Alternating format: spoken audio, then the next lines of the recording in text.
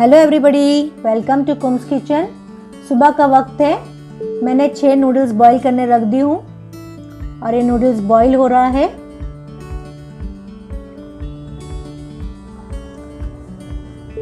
ये ढोकले का रागा मैंने पीस ली हूँ। ये कल के नाश्ते के लिए मैंने तैयारी करके रखी हूँ। तो सुबह सुबह कुछ चीज़ें जल्दी जल्दी मैं कर लेती हूँ ताकि मुझे आसानी हो जाए। अब ये नूडल्स बॉईल हो गया, इसको मैं छान ले रही हूँ। इसका पूरा पानी मैं निकाल लूँगी और नल चालू कर दूंगी। नल के नीचे नूडल्स को हम ठंडा कर लेंगे। तो क्या होता है कि सुबह सुबह बहुत सारे काम मैं कर लेती हूँ क्योंकि बाहर से मैं स्नैक्स वगैरह लाती नहीं हूँ, तो मैं कुछ स्नैक्स घर में ही तैयार करती हूँ। तो ये नूडल्स मैं बना रही हूँ चाइनीज़ भेल के लिए। बच्चे लोग बहुत दिन से बोल रहे थे भेल खाने का। जब तक नूडल्स ठंडा हो रहा है तब तक मैं ओलोंग टी बना लेती हूँ।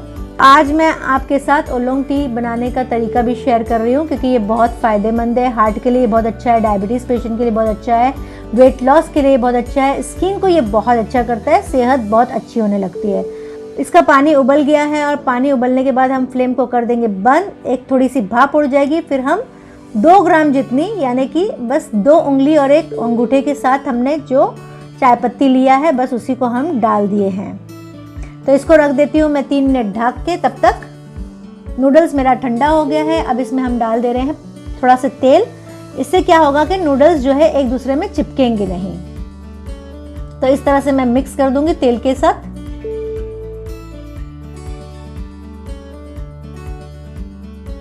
तो ओलोंग टी भी मेरी तैयार हो गई है। 3-4 मिनट हो गए हैं, कलर बिल्कुल चेंज हो गया, आप देख सकते हैं। अब इसको मैं छान ले रही हूँ मेरे और मेरे हस्बैंड के लिए।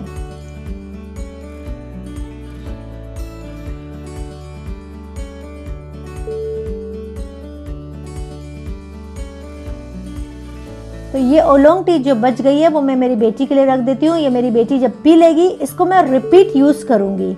अगर ये ओलोंग टी आपको चाहिए तो डिस्क्रिप्शन बॉक्स में लिंक दिया हुआ है, आप वहाँ से खरीद सकते हैं। नूडल्स फ्राई करने के लिए मैंने तेल गरम रख दी हूँ। तेल जब तक गरम होता है तब तक मैं ओलोंग टी पी लेती हूँ। तो ओलोंग टी मैं जो है सोफे में बैठ के पीती हूँ क्योंकि ये जो आप देख रहे हैं इंसिया के जो टॉयज़ रखे हुए हैं, यहाँ पे बैठ के मुझे बहुत अच्छा लगता है क्योंकि बाहर की सीनरी भी बहुत अच्छी लगती है और इसके टॉयज़ को मैं देखते हुए जो है ओलोंग टी पीती हूँ।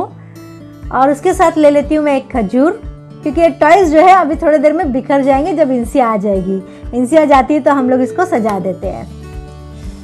अब मेरी छोटी बेटी आ गई है किचन में और वो बोल रही है कि आज मैं बनाऊँगी सैंडविच। तो नाश्ते के लिए मुझे सुकून हो गया है, वो बनाएगी मेरे लिए नाश्ता। तो आज मैं ले आई हूँ स्ट्रॉबेरी। तो जैम भी ख़त्म हो गई थी, साल भर की मैं बना के रखती हूँ, तो स्ट्रॉबेरी की जैम भी बना ले रही हूँ। यहाँ जैम भी बनती रहेगी। और एक तरफ मैंने कुकर में चढ़ा दिया है चिकन बॉईल करने के लिए। और ये जो मेरी छोटी बेटी है सैंडविच बना रही है सबके लिए। तो कभी कभी उसका भी मूड होता है, कभी कभी हमारे को नाश्ता करा देती है, तो हमारी कभी कभी किस्मत खिल जाती है। तो वो बहुत दिल से बनाती है नाश्ता, स्नैक्स वो बहुत दिल से बनाती है और बहुत शौक से बनाती है। और जो भी काम करती है वो बहुत सफाई से और बहुत ही टेस्टी बनाती है। तो यहाँ देखिए नूडल्स जो है मेरा बिल्कुल ठंडा हो चुका है। अब इसमें मैं डाल दूँगी कॉर्नफ्लावर और कॉर्नफ्लावर डाल के इसको अच्छे से करूँगी मैं मिक्स, ताकि इसका फ्राई करने में बहुत अच्छा क्रिस्पी क्रिस्पी टेस्ट आएगा। तो इस तरह से मैं फ्राई करती हूँ। तो चाइनीज़ भेल की रेसिपी मैं अपलोड करने वाली हूँ, उसको भी आप ज़रूर देखिएगा। इसी तरह से मैं गोल्डन फ्राई कर लूँगी और सारी नूडल्स इसी तरह से गोल्डन फ्राई करके मैं निकाल लूँगी।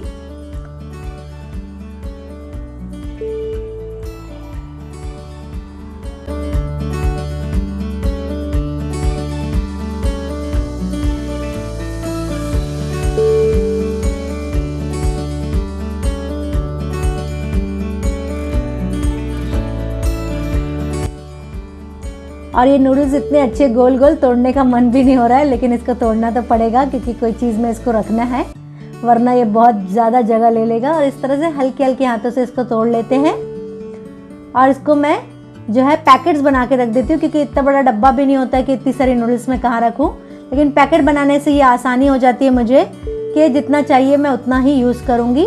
और ये भिगा दी हूँ मैं हलीम, इसकी मैं बनाने वाली हूँ खीर क्योंकि ठंडी के मौसम में ये बहुत अच्छा होता है, इससे प्रोटीन मिलता है, इम्यूनिटी इसकी इससे अच्छी होती है और बहुत ताकत कुव्वत मिलती है। तो अगर हलीम की खीर की रेसिपी आपको चाहिए तो मुझे कमेंट में ज़रूर लिखिएगा, तो मैं इस रेसिपी को आपके लिए ज़रूर अपलोड करूँगी।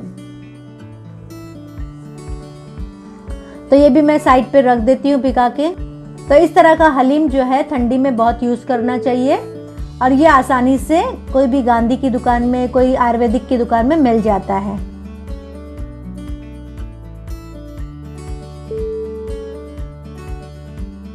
तो दोपहर के बज गए हैं 2, तो आज हम खाएंगे सिर्फ सैलेड।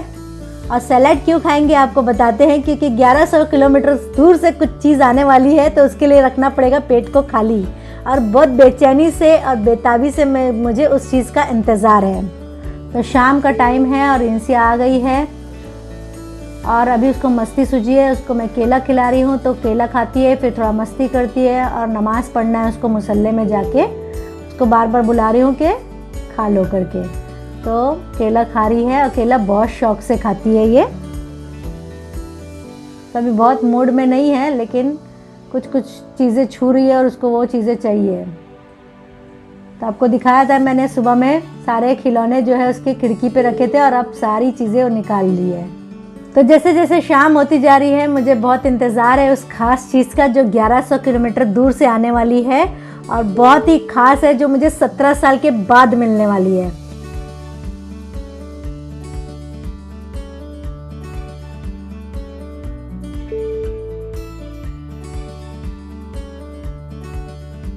तो जिस चीज़ का इंतज़ार था वो ख़त्म हुआ और साथ ही साथ आपका भी इंतज़ार ख़त्म हुआ। तो 1100 किलोमीटर दूर से मेरे भाई ने मेरे लिए बिरयानी भेजा है। मेरी भाभी आई हैं, वो लेके आई है। ये बिरयानी इसलिए ख़ास है क्योंकि ये मुझे बहुत ज़्यादा पसंद है और ये रायपुर शहर की बहुत ही फेमस बिरयानी है। जिस रेस्टोरेंट से इन्होंने भेजा है उसका नाम है मद्रासी रेस्टोरेंट। तो 17 साल बाद ये बिरयानी मैं खाने वाली हूँ। मेरे भाई ने इतनी सारी बिरयानी भेजा है कि हमारी फैमिली भी खाएगी और मेरी बेटी को भी मैं भेजूंगी। तो सबसे पहले मैं बाकर अब्बास को थैंक यू बोलना चाहूँगी, क्योंकि उसको ये सबसे बड़ी बात तो ये है कि उसको याद रहा कि मुझे बिरयानी बहुत पसंद है। और रियल में ये बिरयानी मैं खाने के लिए 17 साल से तरस गई थी, लेकिन मैंने कभी भी मेरे भाइयों से नहीं कहा कि मुझे बिरयानी खाना है। लेकिन आज उसको याद आया कि मेरी बहन को बिरयानी बहुत पसंद है, तो मैं उसको आज बिरयानी भेजता हूँ। तो मेरी भाभी को भी मैं बहुत शुक्रिया बोलूँगी, क्योंकि उसने वहाँ से उतना दूर से उठा के लेके आई है। तो चलिए इसको खोलते हैं और देखते हैं कि कौन कौन सी बिरयानी आई हैं। ये बिरयानी के साथ आप देख रहे हैं एक ग्रेवी जैसा भी नज़र आ रहा है। एक्चुअली ये बिरयानी के साथ दिया जाता है, उसको बोलते हैं तरी। वहाँ पे ये बिरयानी के साथ खास खाया जाता है। अलग अलग शहर की अलग अलग बिरयानी होती है और अलग अलग उसकी चीज़ सर्व की जाती है। उसी तरह से रायपुर शहर में इस तरह से तरी के साथ ये बिरयानी को सर्व किया जाता है। तो मैं तो बहुत खुश हो गई और मैं बहुत दुआएं दी मेरे भाई को, और अल्लाह उसको बहुत लंबी ज़िंदगी दे और सेहत और सलामती दे और उसकी रोज़ी में बहुत बरकत दे। मैं बहुत दुआ देती हूँ उसको, क्योंकि इसकी जो खुशबू है ना, रियल में मैं आपको बता रही हूँ, ये वही खुशबू है जो मैं 17 साल पहले खाई थी और कोई भी इसका जो खुशबू और टेस्ट में कुछ भी फ़र्क नहीं है।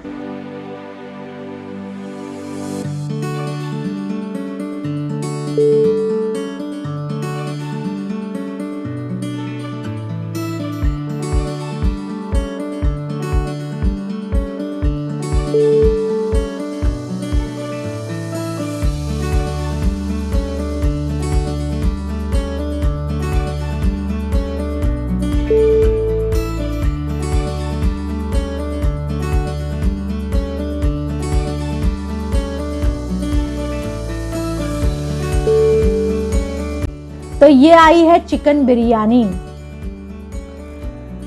तो देखिए चिकन के पीसेस कितने बड़े बड़े हैं और ये है चिकन बिरयानी। मुंबई की बिरयानी से ये बहुत अलग होती है, इसमें बहुत ज़्यादा मसाला नहीं होता है, इस तरह से ड्राई रहती है, लेकिन ये बहुत टेस्टी और बहुत ही मज़े की रहती है।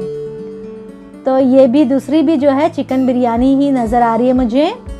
जी हाँ, ये भी चिकन बिरयानी है। और ये जो एक डब्बे में है ये मटन बिरयानी है। तो उसने दोनों भेज दिया है ताकि मुझे दोनों का टेस्ट पता चल जाए और दोनों की मज़ा मैं उठा लूँ।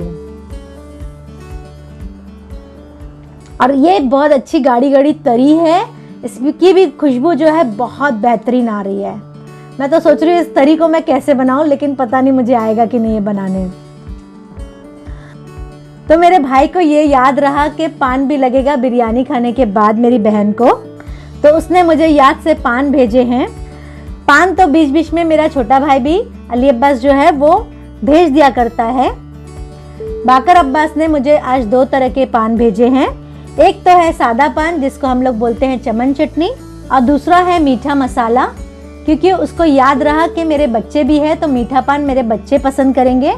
और ये है चमन चटनी जो मेरे हस्बैंड को भी बहुत पसंद है और मुझे भी बहुत पसंद है। रहता ये बिल्कुल सादा पान है, लेकिन इसका टेस्ट बहुत लाजवाब है। तो आप देख सकते हैं मुंबई के पान में भी इतना लाल लाल हाथ नहीं होता है जितना लाल हाथ इसमें हो गया, और इससे ज़बान भी इतनी ही ज़्यादा लाल हो जाएगी। तो जैसे ही मैंने चमन चटनी खोला वैसे ही मेरे हस्बैंड बोले बिरयानी से पहले मुझे पान दे दो। तो इतने सालों के बाद वो पान खाए तो बहुत खुश हो गए, और आधा आधा पहले हम लोग उस पान को खा लिया।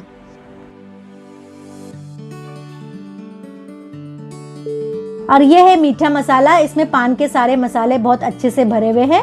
ये मेरे बच्चे बहुत पसंद करते हैं और मुझे भी अच्छा लगता है, लेकिन मुझे चमन चटनी बहुत ज़्यादा पसंद है।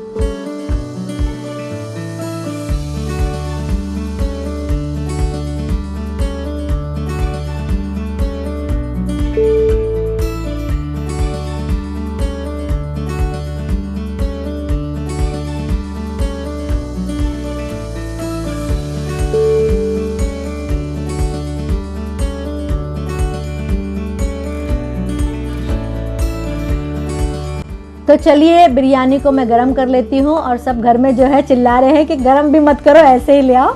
लेकिन 5 मिनट इसको थोड़ा सा गरम करूँगी ताकि थोड़ा सा हल्का हल्का गरम हो जाए। वैसे मेरे घर में बहुत ज़्यादा गरम खाना खाते भी नहीं है, तो इस तरह से सर्व किया जाता है बिरयानी।